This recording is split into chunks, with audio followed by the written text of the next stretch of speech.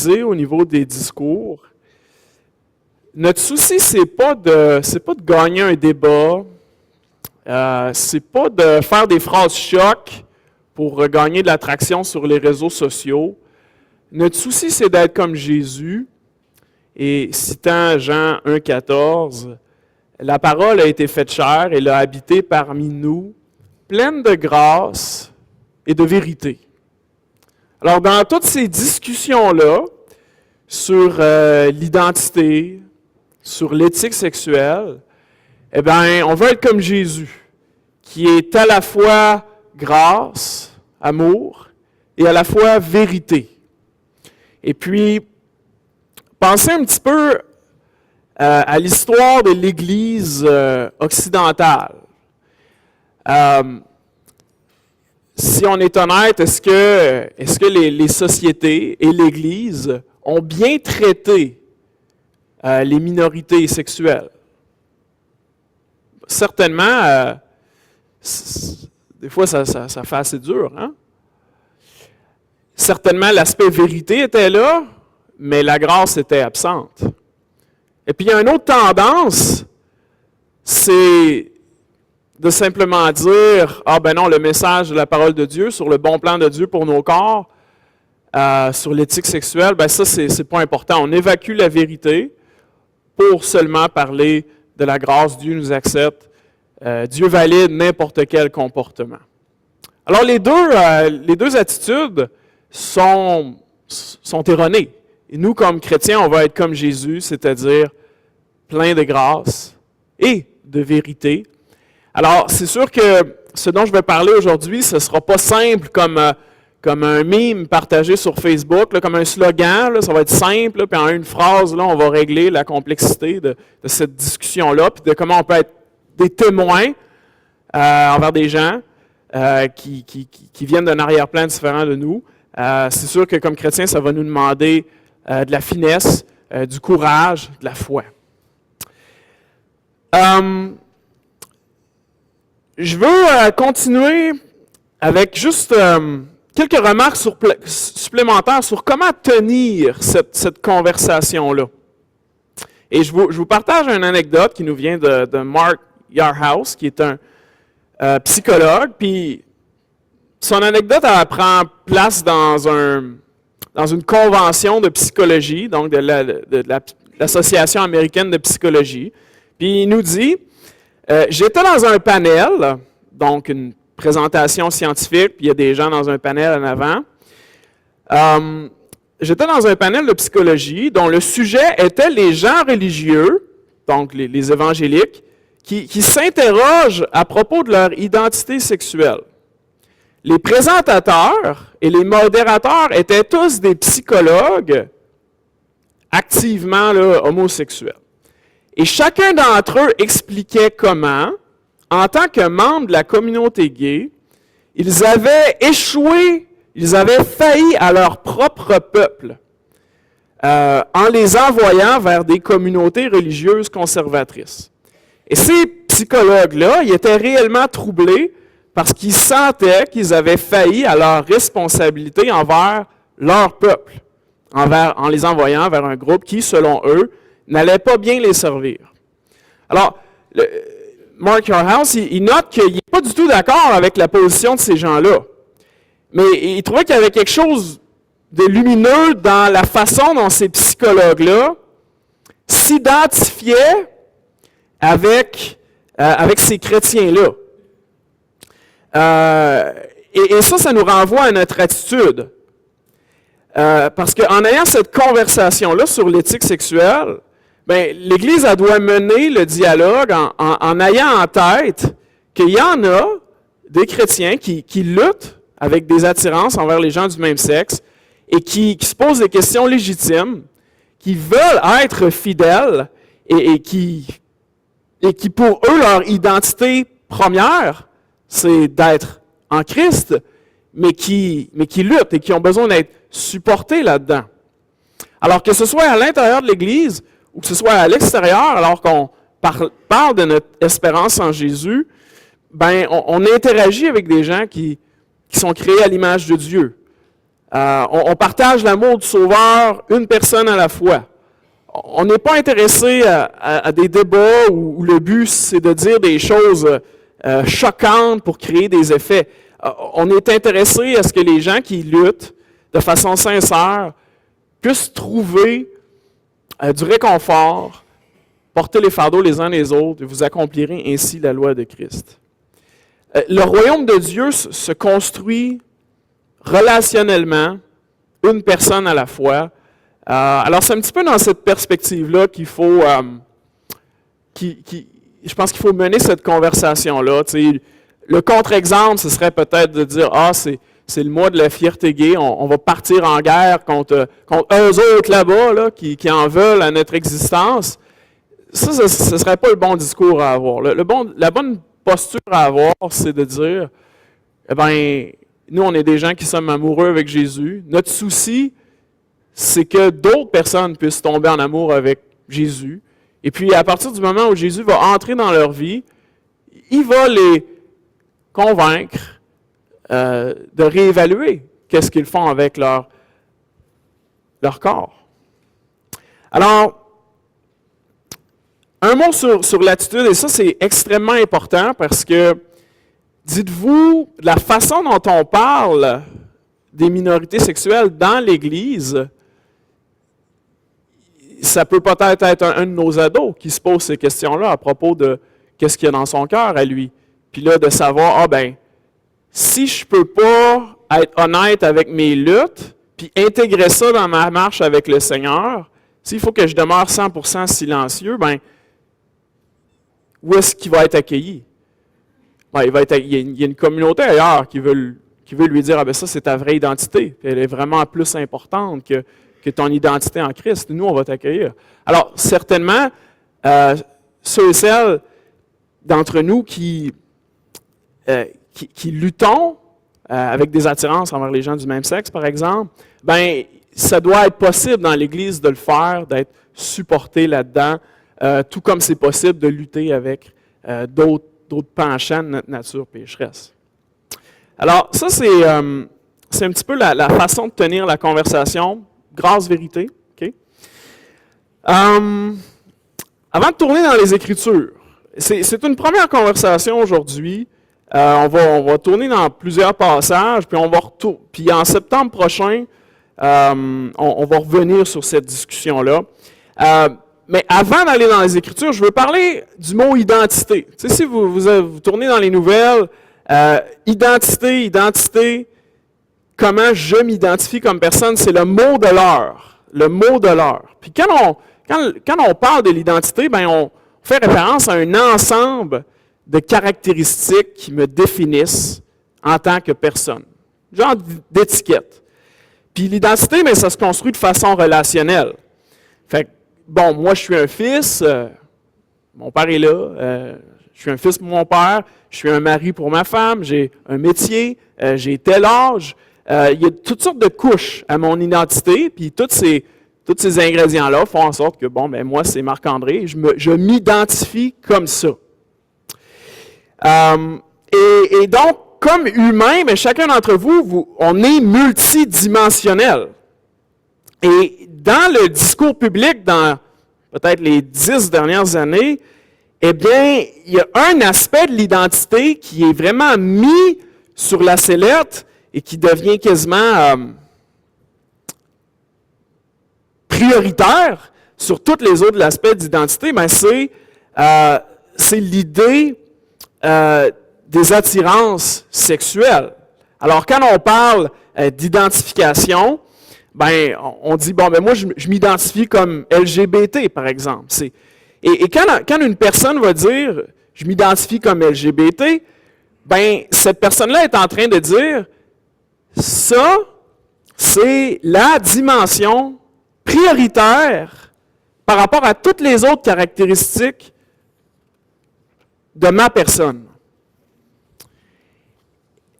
Alors, l'identité sexuelle, c'est dans la tête des gens, et pour n'importe quelle personne, c'est une partie importante de notre identité, mais ce n'est pas la seule partie de notre identité.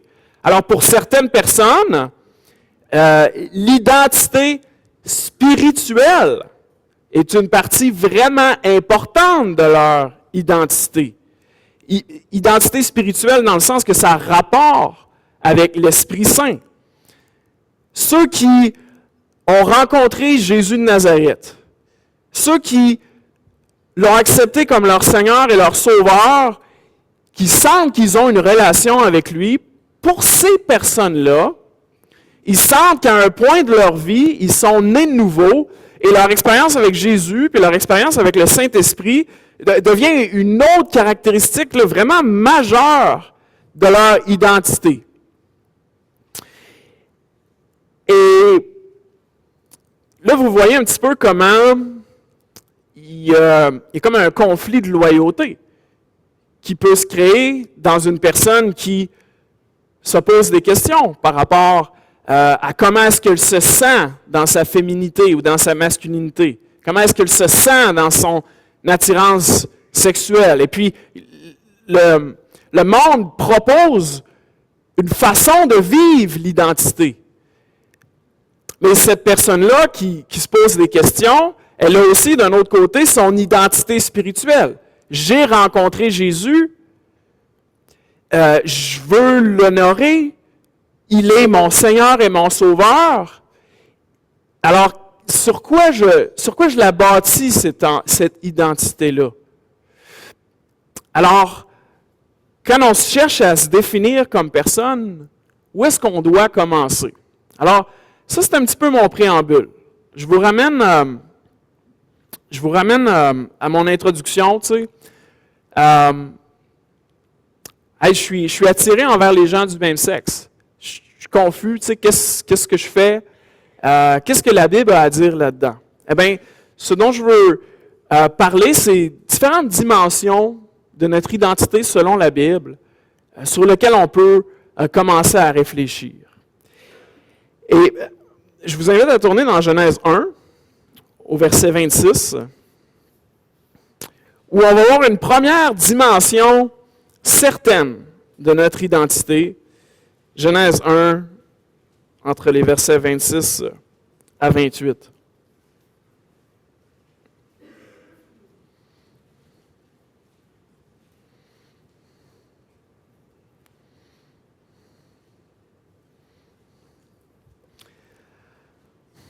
Puis Dieu dit, « Faisons l'homme à notre image, selon notre ressemblance, et qu'il domine sur les poissons de la mer, sur les oiseaux du ciel, sur le bétail, sur toute la terre, et sur tous les reptiles qui rampent sur la terre. Et Dieu créa l'homme à son image. Il le créa à l'image de Dieu. Il créa l'homme et la femme. Et Dieu les bénit et leur dit, « Soyez féconds, multipliez, remplissez la terre et assujettissez-la, et dominez sur les poissons de la mer, sur les oiseaux du ciel, et sur tout animal qui se meut sur la terre. » Alors, première affirmation certaine sur notre identité, c'est que chaque humain, chaque homme, chaque femme, est créé à l'image de Dieu. Nous sommes créés à l'image de Dieu et c'est un fait indiscutable. Peu importe je suis qui, de zéro jusqu'à la fin, de la conception jusqu'à la tombe, nous sommes créés à l'image de Dieu. Et la vie humaine, elle a une valeur indiscutable, inaltérable. Peu importe je viens de où, de ma richesse, de ma famille, de la façon dont j'ai été conçu, la vie humaine, elle a une valeur infinie parce que nous sommes créés à l'image de Dieu. Notre existence nous parle du Créateur. Quand Dieu a créé l'humanité, il voulait que ce soit l'humain, sa statue qui allait renvoyer à qui il est. Parce que c'est l'humain qui est capable d'aimer, qui est capable de créer, qui communique à quel point Dieu est fantastique. Ça nous parle de notre fonction aussi, à être créé à l'image de Dieu. On doit imager Dieu, on doit le révéler, le représenter, régner comme Dieu règne, aimer comme Dieu aime. C'est quelque chose que l'on fait à être l'image de Dieu. Et quand Dieu parle de nous, quand Dieu vous dit ce matin que vous êtes créés à son image, il y croit. Il ne ment pas. Il est sincère pour chacun d'entre nous. Quand il dit que nous sommes créés à son image, il le pense. Quand Jésus dit que nous sommes la lumière du monde, il y croit.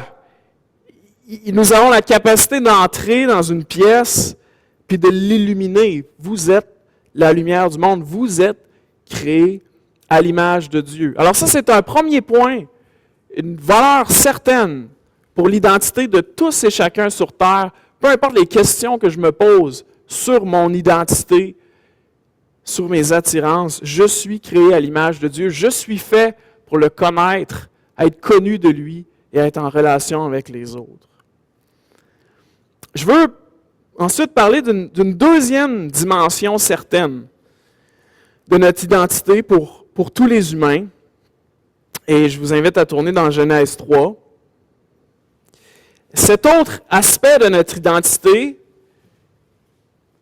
c'est que chacun d'entre nous, on est affecté par le péché. On est brisé par le péché. On est déconnecté de Dieu. On est mort spirituellement. C'est une deuxième dimension certaine de notre identité.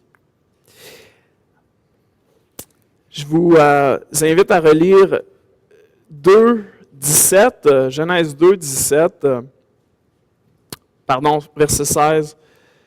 L'Éternel Dieu donna cet ordre à l'homme, tu pourras manger de tous les arbres du jardin, mais tu ne mangeras pas de l'arbre de la connaissance du bien et du mal, car le jour où tu en mangeras, tu mourras certainement.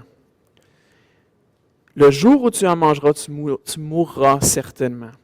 Et ce qu'on voit dans Genèse au chapitre 3, bien, c'est que par un mensonge, l'homme et la femme se disent « Hey, wow, je vais manger de ce fruit-là, mes yeux vont s'ouvrir et je vais être comme Dieu. » Et ils mordent à l'hameçon, croient au mensonge, pensent qu'ils vont devenir comme Dieu et paradoxalement, ils pensaient que leurs yeux allaient s'ouvrir, leurs yeux s'ouvrent, mais après ça, ils se mettent à être coupés de Dieu. Ils cessent de voir Dieu. Ils ne peuvent plus être en sa présence. Ils commencent à avoir une distance relationnelle entre l'homme et sa femme. L'humain commence à éprouver de la culpabilité, à être plus capable de vivre avec lui-même. Alors, ce que Dieu avait dit, le jour où tu en mangeras, tu mourras certainement, est arrivé. Ils ne sont pas morts à l'instant présent, mais ils sont morts spirituellement. Ils ont été coupés de Dieu. Ce qu'on voit dans les pages subséquentes de la Bible et ce qu'on voit dans les pages du journal, c'est que le péché, cette mort spirituelle, nous a affectés dans notre identité. Chaque pan de nos corps, de nos pensées, de nos émotions sont désormais teintés puis affectés par le péché. Il y a quelque chose en nous qui a été tordu, changé. Désormais, l'humain, selon les termes du Nouveau Testament, est esclave du péché. Ça nous parle de cette tendance à se tromper soi-même, à être égocentré, à être insensible aux autres, à être insatisfait de notre vie. Et ça s'étend à tout. Et ça s'étend aussi à notre sexualité. Alors, à cause de la chute, à cause du péché dans le monde, eh bien, la sexualité humaine est négativement affectée. Pensez aux problèmes génétiques. Pensez aux pratiques de mutilation qu'il y a dans différentes cultures humaines. L'excision, entre autres. Pensez à nos désirs désordonnés, à toute la violence qui est associée à la sexualité, à notre société qui est pornographique, aux plus vieux métiers du monde, comme le veut l'expression. On voit que la chute affecte ce don de Dieu, cette bonne chose, nos corps, la sexualité humaine, mais ça la transforme dans la pire des choses. À cause de la chute aussi, notre genre, la façon dont on expérimente notre féminité, notre masculinité, est aussi affectée. Alors, les hommes peuvent devenir toxiques, les femmes aussi. Notre expérience du genre nous amène à souffrir aussi, souffrir de stéréotypes, jusqu'à la dysphorie du genre, comme on entend parlé récemment. Alors ça, c'est un deuxième aspect assez clé de ce que la Bible nous dit, de comment le péché affecte notre identité. Et je vous invite à tourner dans Éphésiens 2.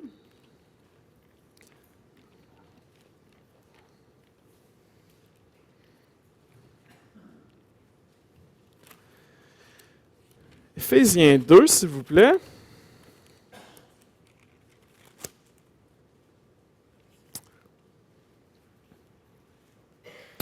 Éphésiens 2, vous étiez morts. Éphésiens 2, à partir du verset 1. Vous étiez morts par vos offenses et par vos péchés. Alors, vous pouvez, l'apôtre Paul parle aux gens à Éphèse, mais clairement, il nous parle à nous aussi. Alors, vous étiez morts par vos offenses et par vos péchés, dans lesquels vous marchiez autrefois, selon le train de ce monde, selon le prince de la puissance de l'air, de l'esprit qui agit maintenant dans les fils de la rébellion. Nous tous aussi, nous étions de leur nombre, et nous vivions autrefois selon les convoitises de notre chair, accomplissant les volontés de la chair et de nos pensées, et nous étions par nature des enfants de colère comme les autres. Alors, on parle de comment notre identité a été affectée par la chute. Et ce qu'on voit ici dans ces 3 versets-là, c'est que notre nature humaine, cette partie de notre identité qui est commune à tous les fils et les filles d'Adam et Ève, ce que produit notre nature, ce sont, dans les termes du texte, des désirs désordonnés. Nous vivions autrefois selon les convoitises de notre chair, accomplissant les volontés de la chair et de nos pensées. Alors, vous voyez ici que notre nature, cette partie de nous, la chair, là, qui est en rébellion contre Dieu, cette nature-là, elle a des désirs. Elle a une volonté. Alors, ce que je veux souligner ici, c'est que notre chair a des désirs. Alors, comme humain, c'est normal, et il faut s'attendre que tant qu'on sera sur cette terre, on va ressentir dans notre chair sa volonté et ses désirs qui sont contraires à cette intimité parfaite avec Dieu pour laquelle on a été créé. Et quels sont-ils ces désirs et ces volontés de la chair? Eh bien, dans Galates 5, 19, je vous les lis quelques exemples. Or, les œuvres de la chair sont manifestes. C'est l'immoralité sexuelle, l'impureté, la débauche, l'idolâtrie, la sorcellerie, l'hostilité, les disputes, les passions jalouses, les fureurs, les ambitions personnelles, divisions, dissensions, envies, beuveries, orgies et autres choses semblables. Alors, quand on se parle de tout ça en Église, eh bien, comme un frère me dit l'autre jour, il y a un potentiel de croissance infini là, pour nous. On ne se fait pas de cachette. La Bible le dit. Notre chair a des désirs pour ces choses-là, des désirs qui sont contraires à un autre aspect important de notre identité, qui est qu'on est connu de Dieu. Alors, notre société est dans un état de confusion parce qu'on vit dans une époque où le consensus, c'est de dire que les désirs puis la volonté de notre chair qu'on peut ressentir, c'est déterminant à propos de notre identité.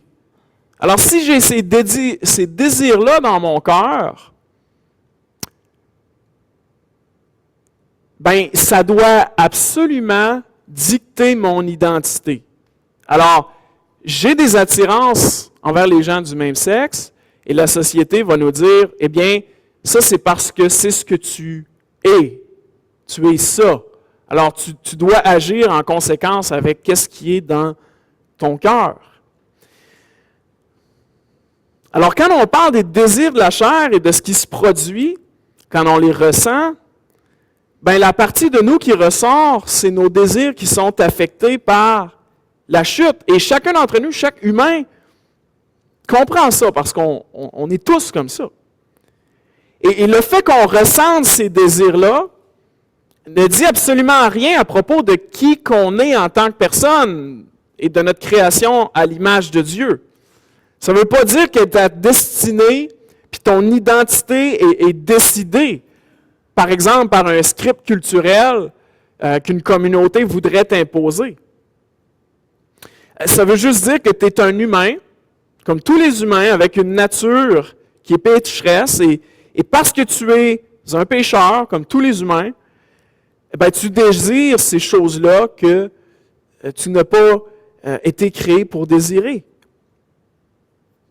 Alors ça, c'est l'erreur de notre monde. C'est de dire, si tu ressens un certain désir, tu dois être ainsi. Mais ce n'est pas la vérité pour ceux qui sont en Christ. La vérité, c'est que si tu es en Christ, une personne qui s'est repentie de ses péchés, et qui a cru en Jésus, qui a reçu l'Esprit Saint, mais tu es maintenant un enfant de Dieu. Tu es maintenant une personne qui a reçu une grâce pour dire non au désir de la chair, puis marcher selon l'Esprit. Et l'un des fruits de l'Esprit, ben, c'est la maîtrise de soi, c'est l'amour de Dieu et des autres.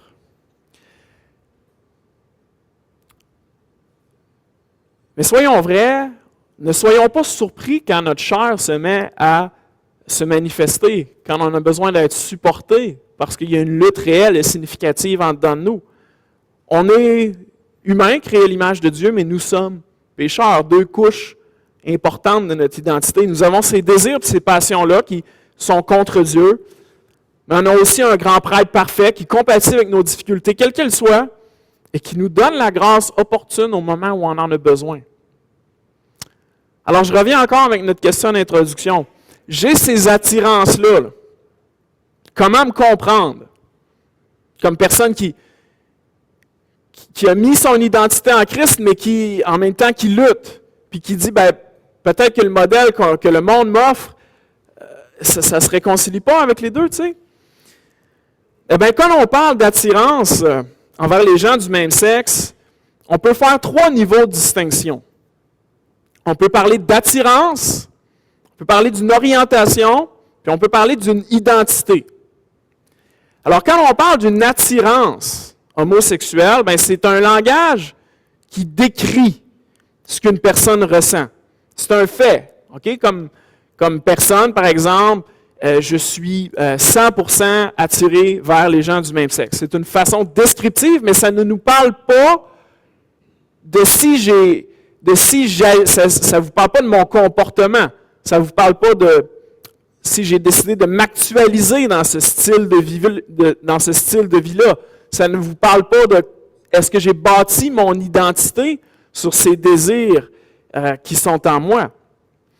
Donc, au niveau des attirances, on peut parler dans un deuxième niveau d'une orientation.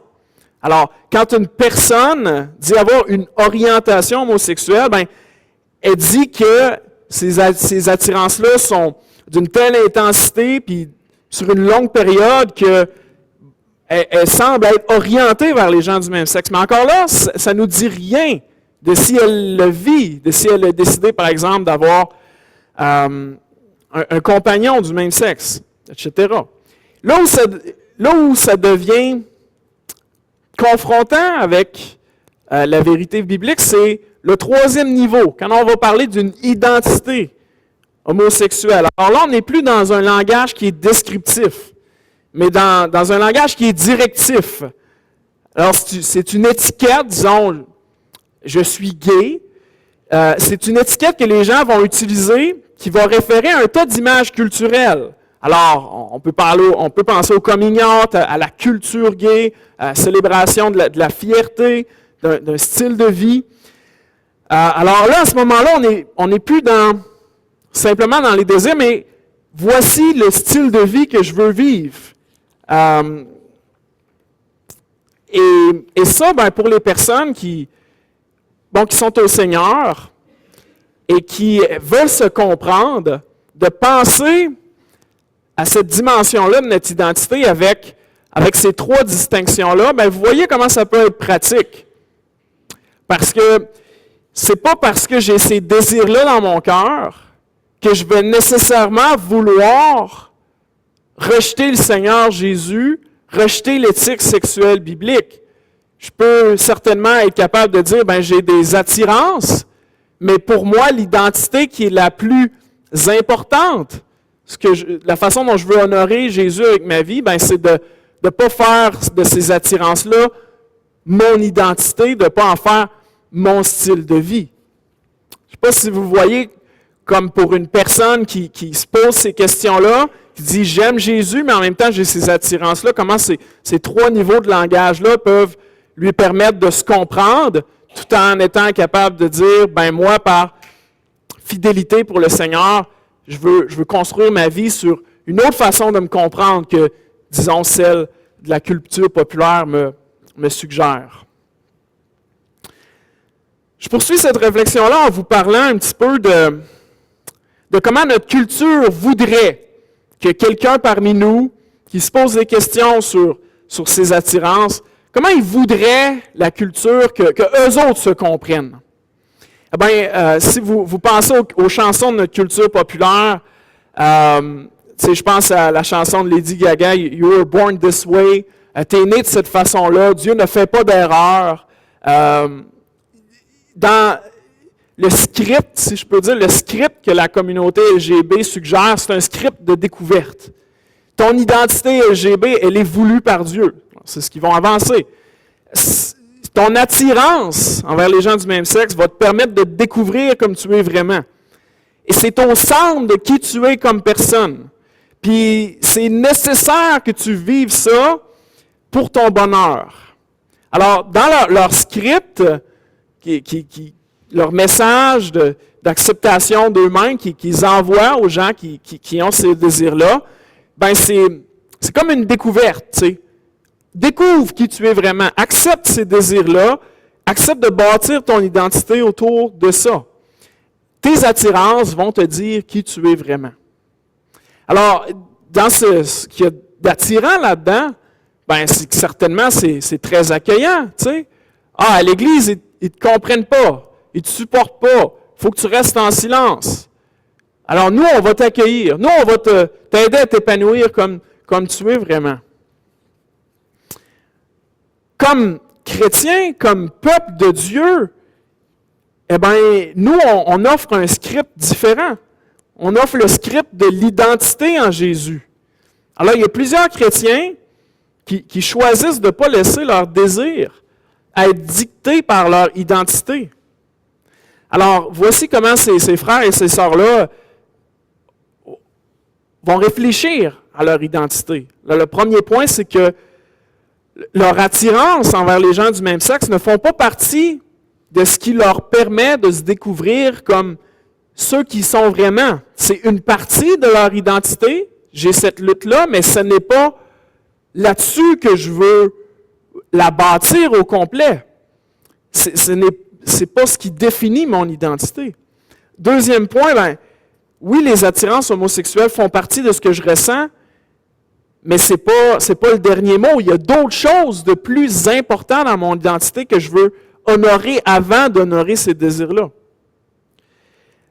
Ces frères et sœurs-là vont dire, ben oui, OK, une personne pourrait décider de bâtir son identité autour des attirances homosexuelles, mais moi, je choisis de bâtir mon identité autour de mon identité en Christ. C'est la partie la plus importante de ce que je suis et c'est donc ce que je veux faire parce que mon amour pour le Seigneur surpasse mes autres amours, si je peux dire. Alors là, on n'est pas dans la métaphore de la découverte, tu sais, là, deviens qu'est-ce qui est dans ton cœur. On est dans la métaphore de l'intégration. J'ai ces attirances-là, mais d'un autre côté, je veux les intégrer avec mon identité en Christ. Puis, pour moi, être intègre devant mon Seigneur, ça va être plus important que de servir ces désirs-là que j'ai dans mon cœur. Alors, je veux les offrir au Seigneur, ces désirs-là. Et dans ce script-là, de l'identité en Christ, ben, c'est sûr qu'il y a une communauté derrière qui va encourager le frère, la sœur qui lutte d'une façon sincère, qui va être capable de l'écouter, qui va être capable de porter ses fardeaux quand le désir va être difficile, quand il va avoir une chute pour le relever. À l'inverse, un script qu'on ne veut pas avoir comme communauté, c'est le script du silence. T'sais. Ici, on a le droit de lutter avec certaines choses, mais pas avec d'autres choses. C'est sûr que si un frère ou une sœur ne peut pas être compris, ne peut pas être supporté dans sa communauté, à l'Église, il y en a un autre ailleurs qui va être vraiment content de le supporter puis de dire non, ils t'ont mal conseillé, découvre qui tu es vraiment. Alors, le script du silence, ça ne sera pas aidant pour ces frères et ces sœurs-là. Un autre script qui est à éviter, c'est le script du miracle à tout coup. Okay? Donc, ça serait de dire, dans l'Église, là, la seule fois où tu peux dire que tu as eu des luttes, c'était avant ta conversion, puis là, depuis, tu es marié, tu as 15 enfants, puis Dieu a radicalement changé tes attirances. Alors, c'est spectaculaire, mais ça ne colle tout simplement pas avec la réalité de nos frères puis de nos sœurs qui ont des attirances durables et qui ne changent pas. Alors, certainement, ça arrive des fois où un frère ou une sœur va avoir un changement dans leur attirance, mais ça ne représente pas l'ensemble des frères et des sœurs. Le but de Jésus, c'est pas de faire des hétéros. Le but de Jésus, c'est de faire des gens qui lui ressemblent. Je ne sais pas si vous voyez, là, notre business dans l'Église, c'est de faire des disciples de Jésus qui veulent le servir, peu importe les circonstances de leur vie, peu importe leur attirance, peu importe leur état marital, on veut le servir à être intègre. Et si c'est la volonté de Dieu de faire un miracle dans la vie de quelqu'un, gloire à Dieu. Et si c'est la volonté de Dieu qu'on le serve au travers de croix qui sont un défi à porter, eh bien, gloire à Dieu, car il nous donnera aussi les ressources pour faire face à ce chemin-là. Alors, notre position biblique sur l'éthique sexuelle, elle ne repose pas sur le fait que ça peut changer facilement. Notre position biblique repose sur le fait qu'en Christ, il va nous donner les ressources pour l'honorer. Alors parfois, comme chrétien, mais on veut des bons témoignages spectaculaires. Avant, ça allait pas, puis là, depuis, je suis déjà dans la Nouvelle Jérusalem. On veut des réponses faciles, mais des fois, quand on se concentre sur les réponses faciles, on est moins concentré sur supporter ceux d'entre nous qui ont besoin d'être encouragés dans leur lutte sincère.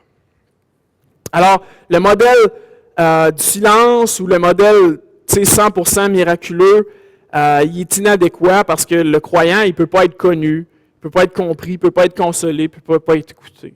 Alors, ça ne veut pas dire que quand il n'y a pas de miracle, on ne peut pas les célébrer, évidemment, mais soyons réalistes, soyons dans la vraie vie avec ce que Dieu choisit de faire, que ce soit dans le miraculeux ou que ce soit dans la fidélité au quotidien. Alors, je termine avec un dernier aspect de notre identité. On a vu le premier, qui est que chacun d'entre nous sommes créés à l'image de Dieu. Deuxièmement, on a vu que chacun d'entre nous, notre identité, elle est affectée négativement par le péché. Et le troisième aspect de notre identité, c'est que nous sommes transformés en Christ. Transformés en Christ. Et si vous êtes encore dans Éphésiens, on va lire à partir des versets 4 à 10.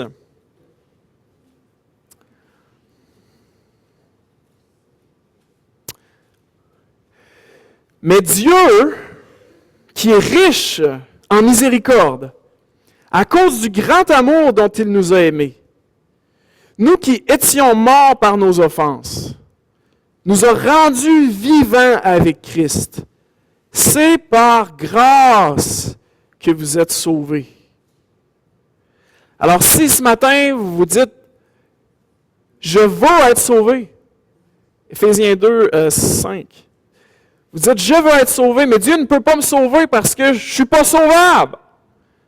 Si Dieu, il savait ce que j'ai fait, s'il savait ses désirs, il les sait. C'est par grâce, c'est gratuitement que vous êtes sauvés. Et il nous a ressuscités ensemble, et il nous a fait asseoir ensemble dans les lieux célestes en Jésus-Christ, afin de montrer dans les siècles à venir l'infinie richesse de sa grâce par sa bonté envers nous en Jésus-Christ. Car c'est par la grâce que vous êtes sauvés, par le moyen de la foi. Et cela ne vient pas de vous, c'est le don de Dieu. Ce n'est point par les œuvres, afin que personne ne se glorifie, car nous sommes son ouvrage, ayant été créés en Jésus-Christ pour de bonnes œuvres, que Dieu a préparées d'avance, afin que nous les pratiquions. Alors voici un troisième aspect de notre identité, c'est que les humains qui se repentent de leurs péchés, qui sont unis à Christ par la foi, sont maintenant enfants de Dieu. Ils ont un héritage, ils ont la vie éternelle. Je veux lire un deuxième passage dans Romains 6. Romains 6, s'il vous plaît, les versets 5 à 14.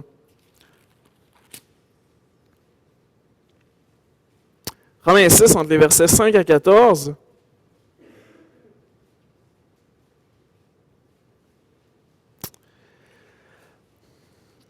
En effet, si nous sommes devenus une même plante avec Jésus par la conformité à sa mort, l'image du baptême, là, on devient comme Jésus par la conformité à sa mort, nous le serons aussi par la conformité à sa résurrection. Sachant que notre vieil homme, notre vieille nature, notre chair, a été crucifié avec Jésus, afin que le corps du péché soit réduit à l'impuissance pour que nous ne soyons plus esclaves du péché. Car celui qui est mort est libre du péché. Or, si nous sommes morts avec Christ, nous croyons que nous vivrons aussi avec lui, sachant que Christ ressuscité des morts ne meurt plus. La mort n'a plus de pouvoir sur lui, car il est mort et c'est pour le péché qu'il est mort une fois pour toutes. Il est revenu à la vie et c'est pour Dieu qu'il vit. Ainsi vous-même, regardez-vous comme morts au péché et comme vivants pour Dieu en Jésus-Christ. Que le péché ne règne donc point dans votre corps mortel, et n'obéissez pas à ses convoitises. Ne livrez pas vos membres au péché comme des instruments d'iniquité, mais donnez-vous vous-même à Dieu comme étant vivants de mort que vous étiez, et offrez à Dieu vos membres comme des instruments de justice. Car le péché n'aura point de pouvoir sur vous, puisque vous êtes non sous la loi, mais sous la grâce. Je veux souligner quelques petites choses dans ce texte-là. Première chose que je veux souligner, c'est que chaque humain, chaque chrétien, chaque personne qui est unie à Christ par la foi, est simultanément saint et pécheur. Alors chaque chrétien est à la fois saint et pécheur, saint parce qu'on est uni avec Christ, et pécheur en vertu de notre vieille nature. Deuxième point que je veux souligner, c'est que, comme on l'a vu dans le passage, les chrétiens, parce qu'ils ont donc cette nature double, sont capables de choisir Dieu. Parce que l'Esprit habite dans mon cœur, désormais, je suis capable de le choisir, de dire non à ce désir dans ma chair. Et si je le choisis, de me repentir, parce que j'ai un amour supérieur qui est plus important que mes autres désirs. Troisième chose que je veux souligner avec ce texte, c'est que chaque chrétien est en attente de la résurrection. On attend l'espérance de la résurrection parce qu'on sait que c'est à ce moment-là que l'œuvre de Dieu qui est complétée dans nos vies va être terminée. Une autre chose que je veux souligner de ce passage, c'est que Dieu nous promet ses ressources, les ressources de son esprit au travers des difficultés. Ce que ce passage-là ne veut pas dire, c'est que comme chrétien, on va être parfait et sans péché. Tout le passage présume une lutte qui est sincère. Ce passage-là ne veut pas dire non plus qu'il va y avoir une absence de tentation. Il va y en avoir des tentations, mais par l'Esprit de Dieu, on a reçu la capacité de dire non. Alors certainement, on va échouer, mais certainement, on va être rencontré avec une grâce particulière devant l'obstacle. Ce que ce passage-là ne veut pas dire non plus, c'est qu'on ne veut pas être triomphaliste. On ne veut pas dire, tu sais, je suis déjà parti vers la gloire. Non, on est encore en attente de la résurrection. On ne veut pas avoir une confiance excessive dans nos capacités. On ne veut pas dire qu'on n'a plus la vieille nature. Non, on l'a encore, on a encore besoin de lutter. Et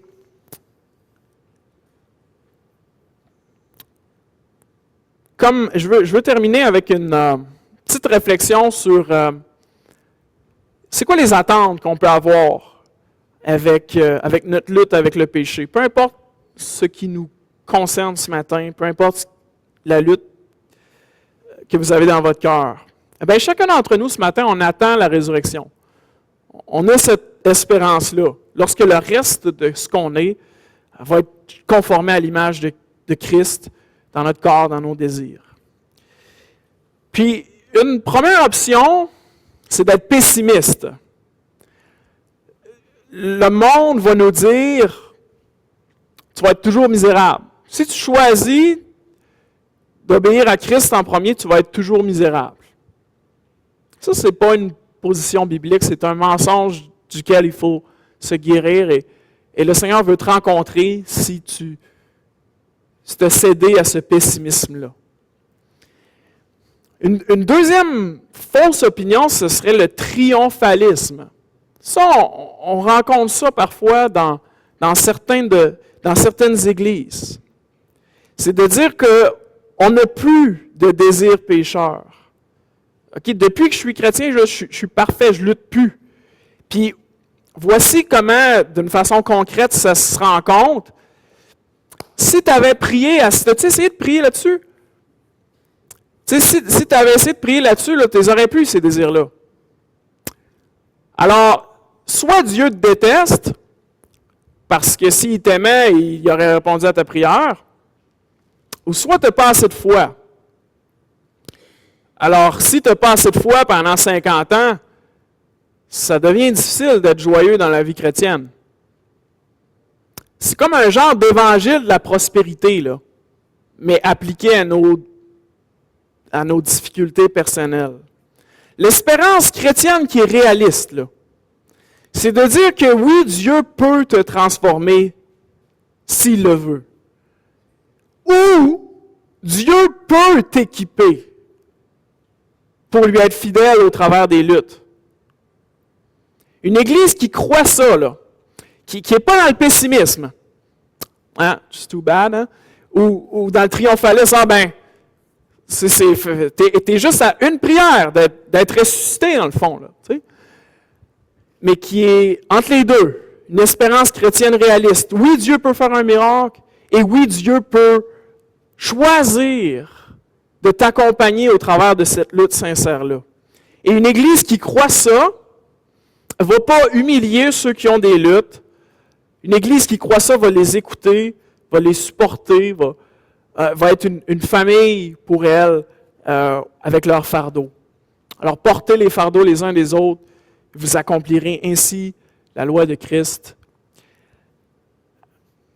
Merci de votre attention ce matin avec un sujet qui est pas facile, qui est complexe, et c'est pas facile d'équilibrer grâce et vérité. Et ayant dit ça, je vais prier.